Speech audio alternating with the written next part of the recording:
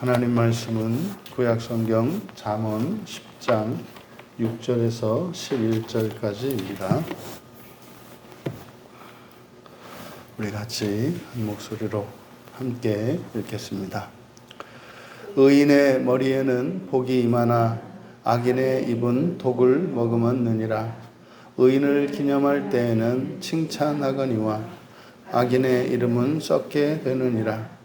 마음이 지혜로운 자는 계명을 받거니와 입이 미련한 자는 멸망하리라. 바른 길로 행하는 자는 걸음이 평안하려니와 굽은 길로 행하는 자는 드러나리라. 눈짓하는 자는 근심을 끼치고 입이 미련한 자는 멸망하느니라. 의인의 입은 생명의 샘이라도 악인의 입은 독을 머금었느니라. 아멘. 온전함을 뒤틀지 말라. 온전함을 뒤틀지 말라라는 제목으로 말씀의 은혜를 나누고자 합니다. 이제 10장은 바로 지혜로운 아들과 미련한 아들. 이것은 사실 이제 솔로몬의 잠언을 통해서 더 나아가서 성경 말씀을 통해서 우리가 얻을 수 있는 그 유익에 대해서 이야기를 하는데, 우리에게 있는 이런 미련한 것들을 지혜롭게 바꾸어 준다는 거죠. 조심할 것은 지혜로운 아들과 미련한 아들에서 이렇게 좀 대조를 사용하고 있습니다만, 이렇게 대조를 할 때 그런 사람과 이런 사람과 저런 사람, 이런 관점에서 보면 안 된다. 이것은 우리들 개인에게 적용을 해야 된다. 내 안에 있는 지혜로운 것과 미련한 것, 그래서 나 개인적으로 적용을 해야지, 이것을 어떤 사람은 지혜로운 사람이 있고 어떤 사람은 미련한 사람이 있고 이렇게 해서는 안 됐다. 그래서 물론 이제 더 지혜롭고 덜 지혜롭고 더 미련하고 덜 미련하고 뭐 이렇게 구분할 수 있겠지만, 그게 또 항상 그런가 하면 그렇지는 않습니다. 어떤 일에 있어서 그렇기 때문에. 그래서 1차적으로 성경을 볼 때 우리가 주의해야 하는 것이 이분법적으로 나누는 겁니다. 마치 구원받은 사람과 구원받지 않은 사람, 뭐 이런 식으로 나누는 것은 매우 어리석다. 내 안에 정말 구원받은 것과 아직 구원받지 못한 것, 우리가 극복한 죄와 허물, 그리고 아직 발견하지 못한 허물, 그리고 발견했지만 싸워가고 있는 죄, 이것을 항상 개인적으로 먼저 적용을 해야 된다. 그랬을 때 이제 다른 사람에게도 지혜로운 모습과 미련한 모습이 나타나는데, 그것을 우리가 이제 분간해야 되는 거죠. 지금 우리가 오늘 읽은 6절에서 11절까지 전체 내용을 보면은 이제 우리말 이렇게 쭉 늘어났기 때문에 잘 안 보입니다만은, 실제로 9절을 중심으로 해서 6절에서 11절까지가 이제 앞뒤 대꾸를 이루고 있어요. 그래서 6절에 보면은 악인의 입은 독을 머금었느니라 이렇게 돼 있지 않습니까? 악인의 입은 독을 머금었느니라. 이게 이제 11절에 그대로 나와 있죠. 악인의 입은 독을 머금었느니라 그대로 반복되고 있어요. 또 이제 8절에 보시면 8절의 끝에 입이 미련한 자는 멸망하리라 이렇게 되어 있지 않습니까? 여기 이제 10절의 끝에도 보면 입이 미련한 자는 멸망하느니라 이렇게 되어 있습니다. 그러니까 이제 9절을 중심으로 해서 이렇게 이제 앞뒤가 이렇게 동심원 구조를 이루고 있어요. 그래서 이 본문의 이 6절에서 11절의 가장 핵심적인 중심이 되는 내용은 9절인 겁니다. 그래서 9절을 중심으로 해서 바로 6절과 11절 그리고 8절과 10절의 대조를 통해서 우리에게 어떠한 교훈을 주려고 하는 겁니다. 그러면 이제 한 절씩 살펴보면 6절에 의인의 머리에는 복이 임하나 악인의 입은 독을 머금었느니라. 여기서 악인의 입은 독을 할 때 이 독이라고 번역한 게 이제 하마스입니다. 하마스. 이 하마스는 폭력, 포악, 이렇게 됩니다. 폭력이나 포악을 이야기해요. 그리고 지금 여기서 머금었다는 게 카사, 숨기고 있다 이 말입니다. 감추고 있다, 숨겼다 이런 뜻이에요. 그러니까 의인의 머리에 복이 있고, 그리고 악인 했는데 악한 자들의 입은 포악을 숨겼다, 숨길 것이다, 또는 감출 것이다. 이게 무슨 말이냐면 의인의 머리에 복이라고 하는 것은 언약의 백성들에게 약속된 복을 말해요. 그리스도인들에게 약속된 복이 있지 않습니까? 또 구약의 아브라함의 자손들, 그리고 그다 가깝게 이스라엘의 12지파의 자손들, 이들은 다 언약의 자손들이잖아요. 그 언약의 자손들에게 약속된 복이 있습니다. 이것을 의로운 머리라고 이야기를 한 거예요. 의로운 머리라고 하는 것은 오늘날의 그리스도인이겠고, 구약의 언약의 백성이겠고, 더 나아가서 거슬러 올라가서 노아이겠고, 더 거슬러 올라가서 죄짓기 이전의 아담이겠죠. 그것이 의로운 머리, 의로운 백성입니다. 조심할 것은 우리가 의롭다라고 하는 것이 이게 인간적으로, 도덕적으로, 인격적으로 그런 거 아니다.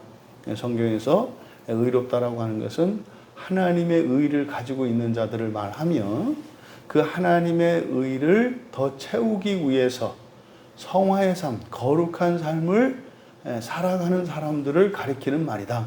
이 의로움을 완성시키는 것은 종말에, 개인적인 종말은 죽음이겠고, 그리고 전 우주적인 종말은 마지막 그리스도께서 이 세상을 완전히 회복시키는 그때이겠고, 그때 이 의가 성취되는 겁니다.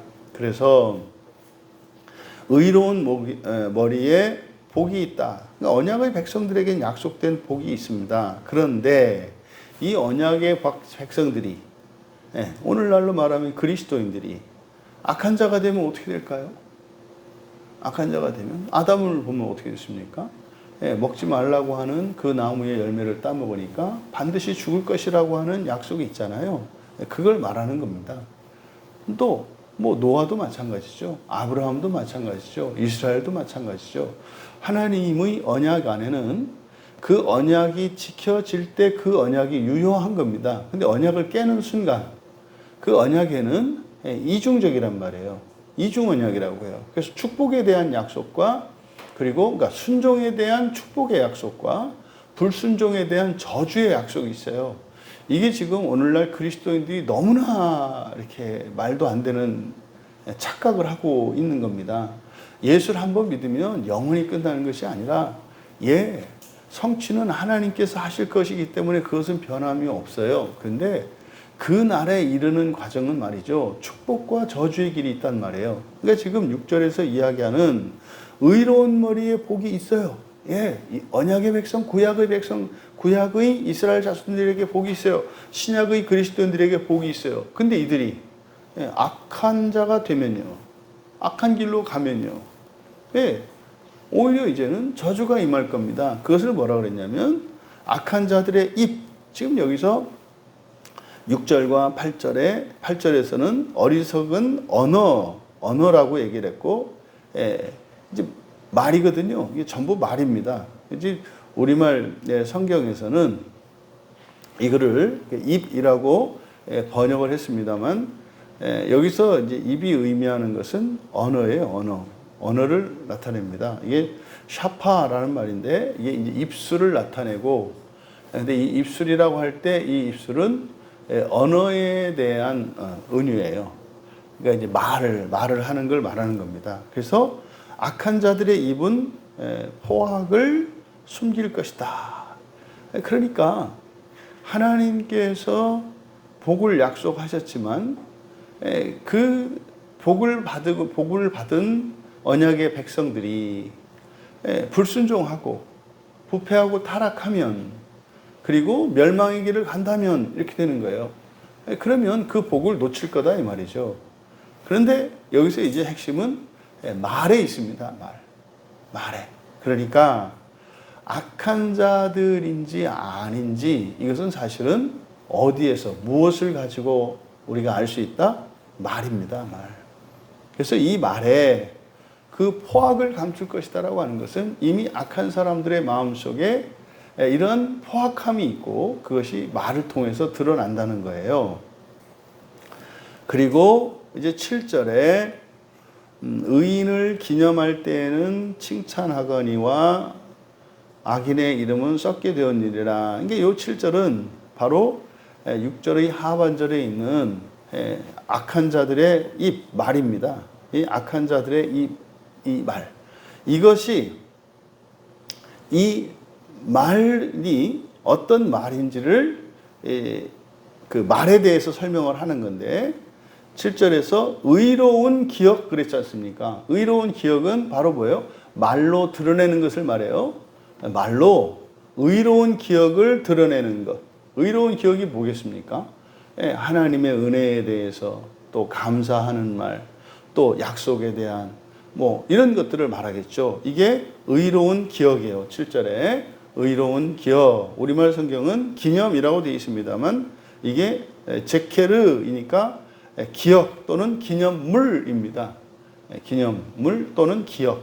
그러니까 의로운 기억. 이것은 말의 내용이에요. 말의 내용. 그러니까 이러한 말, 의로운 기억들을 말하는 것은 복되고, 그리고 이제 하반절에 악한 자들의 이름은 부패할 것이다.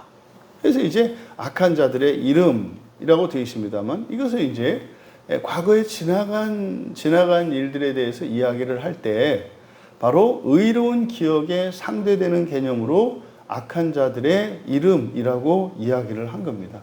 그러니까 우리의 언어 속에서 우리의 악함과 의로움을 드러낼 수가 있는데 우리의 입으로 이렇게 악한 것들을 드러낼 때 우리의 복은 중단이 된다는 거예요. 우리에게 주어진 복이 오히려 그것이 이렇게 폭력이나 포악이 될 것이라는 거죠.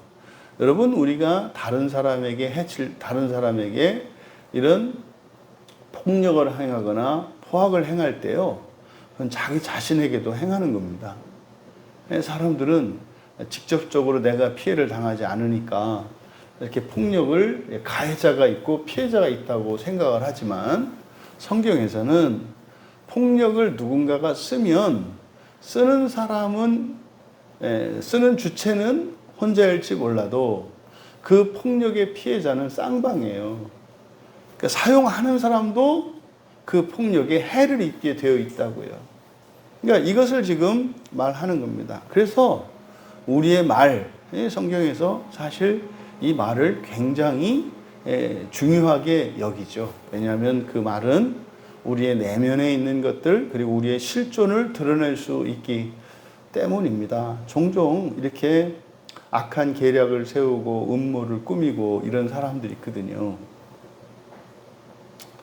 되게 마음 아픈 일이죠. 그런 사람들은 스스로 하나님이 주신 복을 차버리는 것이고 오히려 자기의 인생에 저주를 끌어들이는, 이게 이제 뭐 귀신을 끌어들이는 거 아니겠습니까? 그런 거라는 거죠. 그래서 악하게 되면 이 복이 사라진다는 거. 우리가 예수 그리스도를 믿는 여러 가지 이유가 있겠습니다만 우리가 정말 잊지 말아야 하는 것은 종말론적으로 예수 그리스도를 믿는 것은 1차적으로 종말론적으로 심판을 면하는 겁니다. 심판을 면하기 위해서 우리가 예수를 믿는 거예요.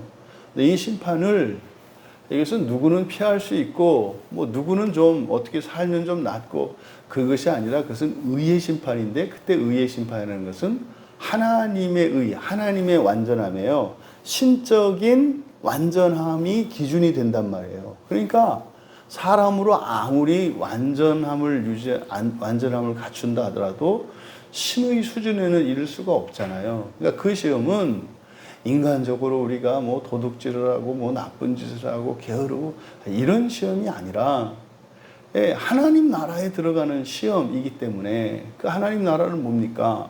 창조 세계 전체를 재건하는 거 아니에요. 그러니까 거기에 들어가는 거기 때문에 하나님의 의가 기준이 되는 심판이어서 어느 누구도 그 심판에서 통과할 자가 없어요. 근데 그걸 통과할 수 있도록 하나님이 이 땅에 오셔서 모든 율법을 완성시키시고, 그래서 사람의 의를, 그러니까 율법의 의를 충족시키신 목적은 딱 하나예요. 구약의 율법을 완성하기 위한 겁니다. 구약의 율법의 핵심은 제사법이거든요.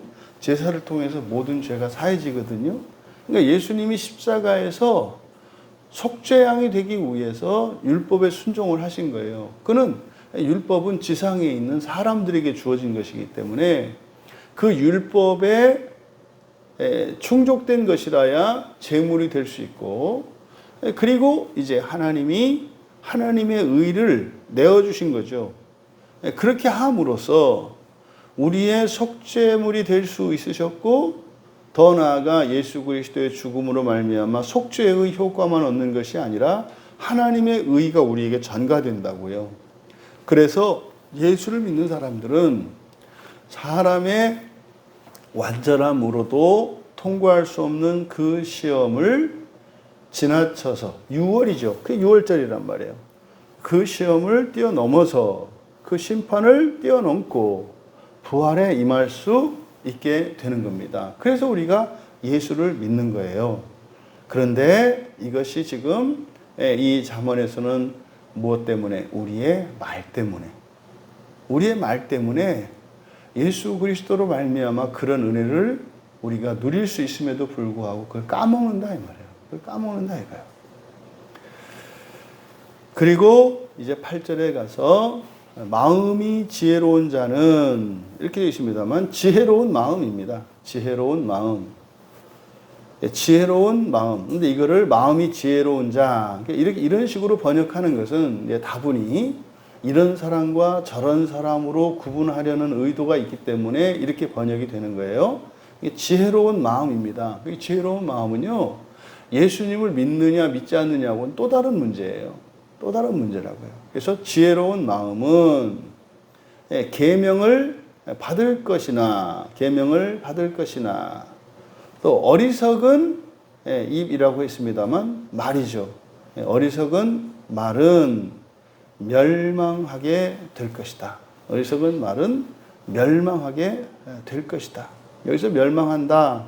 여기는 이제 라바트인데 넘어지다 이런 뜻이거든요. 어리석은 말은 넘어지게 될 것이다. 그러니까 우리가 언약의 복을 받았다 할지라도 이런 어리석은 말로 인해서 우리가 넘어질 수 있다 이 말이에요. 넘어질 수 있다. 그러니까 그러면 지금 어리석은 언어와 어리석은 말과 지혜로운 마음이 8절에서 대조가 되잖아요. 그러니까 이 어리석은 언어는 뭐겠습니까? 앞에 있는 지혜로운 마음과 대조되는 거겠죠. 그러니까 마음이 어두워지면, 마음이 어리석으면, 그러니까 마음과 말을 지금 동일하게 보는 거예요. 지혜로운 것과 어리석은 것을 대조하고 마음과 언어를 대조하잖아요.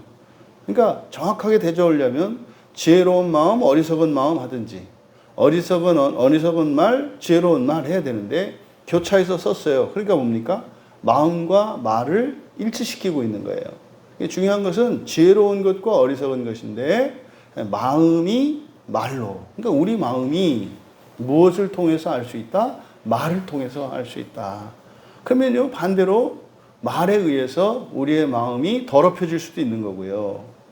또 말에 의해서 우리의 마음이 이렇게 깨끗해질 수도 있는 거예요. 마음이라고 하는 것은 사실 감정이 아니거든요. 마음은 감정이 아니에요. 마음 안에는 우리의 인격성과 그뿐이 아니라 영혼과 열심과 성령이 다 계시거든요. 마음 안에는. 그런데 이 모든 것이 무엇으로 이게 종합되어서 나온다? 말이에요. 그러니까 말이 얼마나 중요한 것인지. 그러니까 말은요, 헛된 말, 어리석은 말은 안 하니만 못해요.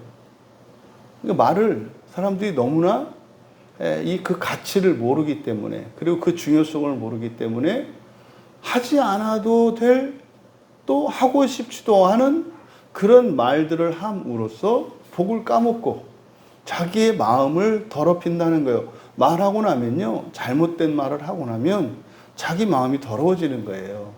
말이 밖으로만 나가는 것이 아니라 그게 자기의 마음에 영향을 미친다는 거예요. 그리고 이제 9절에서 온전함으로 걸어가는 자, 우리말은 바른 길이라고 번역을 했습니다만, 이게 이제 이게 온전함입니다. 온전함으로 행하는 자, 걸어가는 자죠.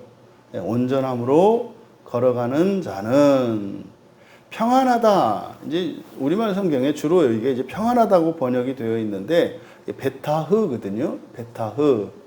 평안하다 그러면 보통 우리가 샬롬을 우리가 이제 주로 이렇게 평안 이렇게 번역을 하거든요. 여기서 베타흐라고 하는 것은 안전입니다. 안전.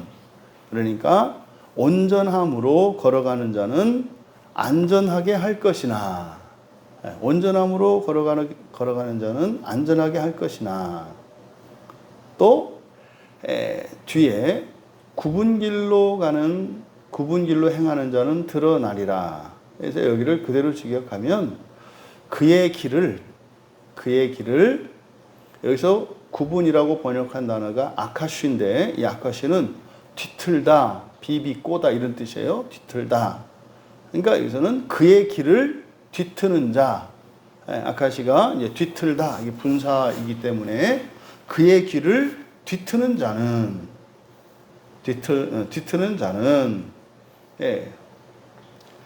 알려지게 될 것이다. 알다, 야다의 수동태를 쓰고 있어요. 드러나리라 라고 번역한 게 야다거든요. 야다, 알다.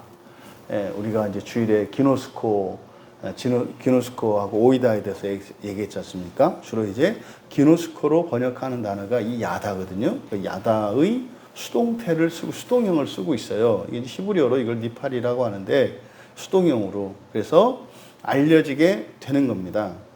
그러니까 무슨 말이겠습니까? 온전함으로 걸어가는 자. 온전함이 뭐겠습니까? 여호와를 경외하고요.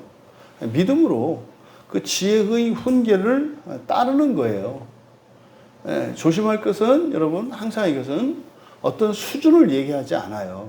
왜냐하면 각 개인에 따라서 다르고 그 개인의 상태에 따라 달라요.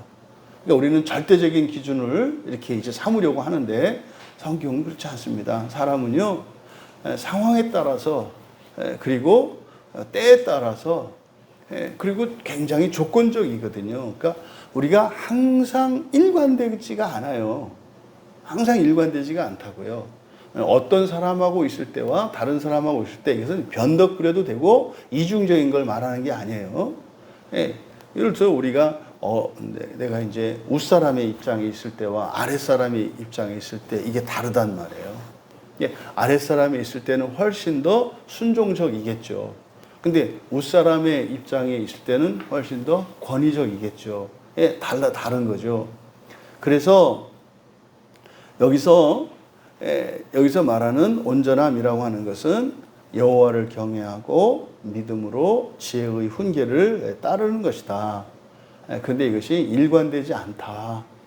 이것 때문에 이제 우리들이 이것을 모르면 어떻게 해요? 불안감을 가지게 되고 죄책감을 가지게 되고 이런다고요. 나 아직도 안 됐나 봐. 여러분 상황에 따라 달라지는 거라니까요. 근데 뭡니까? 이 온전함으로 걸어간다는 것은 바로 이런 걸 말하는 거예요. 되었는가 싶었는데 보니까 상황이 바뀌니까 아닌 거죠. 이게 온전함으로 걸어가는 자들이 느끼는 거예요. 그래서 온전함으로 걸어가는 자들은 죄를 깨닫게 돼 있습니다. 허물을 발견하게 돼 있습니다. 근데 그거로 낙심하지 않아요. 그 사람들은 하나님의 은혜를 구하며 회개의 삶을 살아가요. 그러면요, 안전하다니까요. 죄 짓는 것 없고 마음속 깨끗하고 이걸 말하는 게 아니에요. 오히려 이 온전함으로 걸어간다라고 하는 것은 끊임없이 자기를 부인하고 자기의 죄를 발견하며 거기에서 하나님의 사랑과 그 하나님의 은혜를 더욱더 감사하게 되는 거예요. 그 자리에서 좌절하는 게 아니라 더 하나님께 의지하고 이전보다 더 하나님의 나에 대한 사랑과 은혜를 크게 느껴지는 거예요. 이만큼 은혜를 받았다고 생각을 했는데 죄를 깨닫고 나면 훨씬 더 컸다는 걸 알게 돼요. 훨씬 더 컸다는 거. 그래서 뭐 어떻게 되겠어요? 마지막 우리가 부활할 때 되면요, 우리가 지금 말할 수 없고 느낄 수 없는 하나님의 은혜와 사랑을 느껴요. 모든 것이 하나님의 사랑입니다, 은혜입니다 라고 했을 때는 지금 우리가 이렇게 고백하고 살면서 우리가 경험, 그것을 이렇게 능가하는 정말 무한한 감사와 기쁨이 부활의 순간에 느껴요. 왜요? 모든 것이 깨달아질 테니까. 모든 죄가 느껴질 테니까. 근데 그때 죄책감을 받는 게 아니라 하나님을 찬양하게 되는 거예요. 이게 온전함으로 걸어가는 겁니다. 그러면 안전할 것이나. 근데 그의 길을 뒤트는 자니까 그의 길이 뭐겠어요? 온전함으로 가던 길이죠. 온전함으로 가던 길을 뒤트는 거예요. 벗어나는 거죠. 벗어나는 거죠. 거기서 벗어나면 생략되어 있어요. 목적어가. 뭐가 알려지게 되는지. 뭐가 알려지게 되는지. 뭐겠습니까? 안전해서, 그러니까 온전함으로 가는 게 안전하다는 걸 알 거라는 거예요. 이게 무슨 말입니까? 잃고 나서야 안다는 거예요. 잃고 나서야. 그러니까 안전함에 걸어간다는 게 어려움이 없어요. 그러면요, 이게 좋은지 어쩐지 모르거든요. 근데 이게 뒤틀려서, 그 길에서 벗어나면요, 알려지게 돼요. 뭐가? 아, 온전함으로 걸어가는 그것이 안전한 것이구나. 잃어버리고 나서 알게 된다는 거죠. 그리고 이제 10절에서 눈짓하는 자 그랬어요. 이때 눈짓이라고 하는 이거 카라츠는 윙크가 아니에요. 눈짓할 때 보통 눈짓을 이렇게 하는데 눈짓하는 할 때 카라츠는 눈을 뱁새 눈을 뜨는 겁니다. 이렇게 가늘게 뜨는 거예요. 이 카라츠가 좁히다라는 뜻이에요. 눈을 좁히다. 그러니까 눈을 가늘게 뜨는 걸 말합니다. 눈을 가늘게 하는 자는 근심이기보다는 이게 아체베트인데 이게 괴롭힘이에요. 괴롭힘. 그래서 괴롭힘으로 말미암는 상처, 고통을 의미합니다. 그러니까 눈을 가늘게 하는 자는 고통을 주고 끼치다, 나탄, 주다예요. 그러니까 눈을 가늘게 하는 자는 고통을 주고, 그리고 입이 미련한 이렇게 되어 있습니다만 앞에서 했던 것처럼 어리석은 말이에요. 어리석은 말은 넘어지게 될 것이다. 넘어지게 될 것이다. 그러니까 눈을 가늘게 하는 게 뭡니까? 뒤에 가면 이제 잠언 16장 30절에서 눈을 가늘게 하는 것은 패역한 일을 생각하는 것이라고 해요. 패역한 일을 생각하는 것. 그러니까 악한 생각을 하는 거죠. 이게 눈을 가늘게 뜨는 거죠. 그러니까 우리들이 이렇게 누군가를 이렇게 째려볼 때 좋게 안 보는 거죠. 너 두고 봐라 뭐 이렇게 한다든지 저걸 어떻게 할까 이런 악한 생각. 이건 이제 잠언 16장 30절에서 정확하게 정의를 하고 있어요. 눈을 이렇게 가늘게 뜨는 것은 패역한 일을 생각하는 거다. 그러니까요, 이런 생각을 하는 것, 이것이 어리석은 언어 이렇게 되는 거죠. 그러니까 어리석은 말을 하면 그게 어떻다? 마음속에 이미 악한 생각이 있다는 뜻이에요. 그게 고통을 준다. 근데 뭐라고요? 고통을 주는 것은 고통은 주기만 하는 게 아니라 뭐한다? 같이 받는 거다. 잊지 마세요. 그러니까 우리가 화가 나도 화를 확 쏟아내면 안 되는 것이, 화를 낼 때는 상대방에게만 이렇게 고통을 준다고 생각하는데 그렇지 않다고. 그래서요, 화내면 더 화나죠. 화내면 더 화나는 이유가 화를 내면 고통을 주는데 또 고통을 받기 때문에, 그래서 화를 내면 화가 더 나는 거예요. 고통스럽기 때문에. 이것을 기억해야 합니다.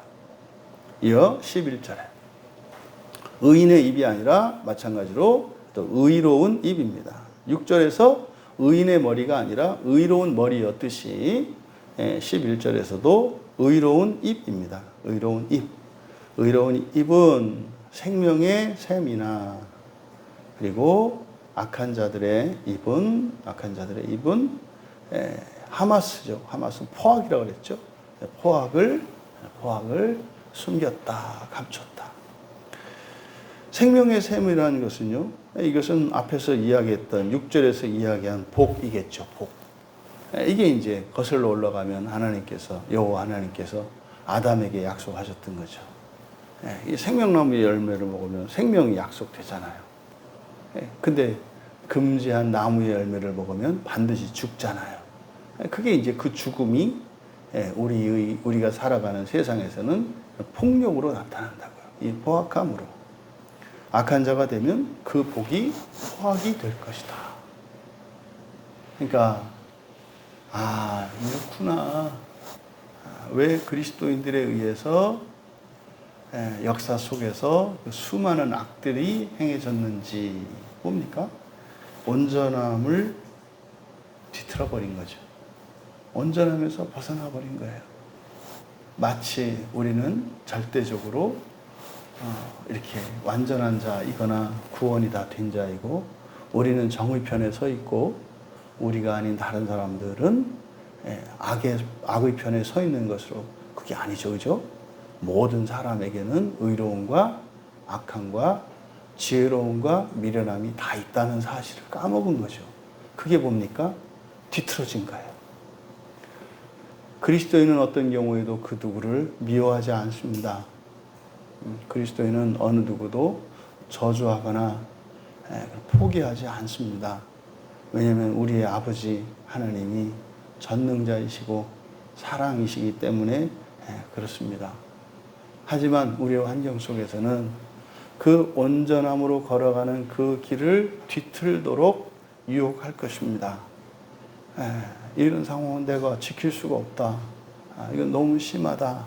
명분을 줄 겁니다. 그 길을 벗어나도록 속지 마십시오. 속지 마십시오.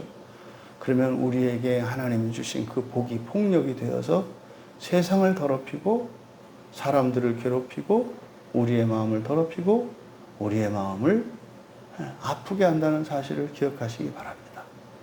어떤 경우에라도 이 온전함에서 벗어나지 않고 온전함의 길을 따라 살아가며 복을 누리시며 복을 나누어 주시는 그런 거룩한 그리스도인들로 살아가시며 승리하시기를 주님의 이름으로 축원합니다.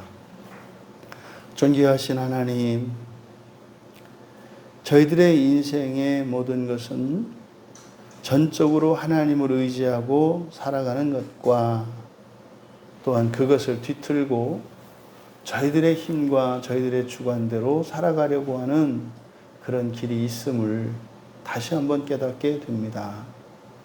하나님께서 저희를 거룩하게 하시고 날마다 온전케 하실지라도 끊임없이 저희들 내면의 허물을 발견하게 하시고 발견된 그 죄들을 회개하기 위하여 살아가는 저희들 되게 하시며 때로는 외부에서 우리에게 다가오는 악에 대하여 악을 악으로 갚음으로 저희들에게 주어진 복이 더럽혀지거나 저주가 되지 않게 하시고 어떠한 역경과 시련 속에서도 그리스도의 사랑으로 이겨낼 수 있도록 은혜를 더하여 주시옵소서. 감사하며 예수님의 이름으로 기도하옵나이다.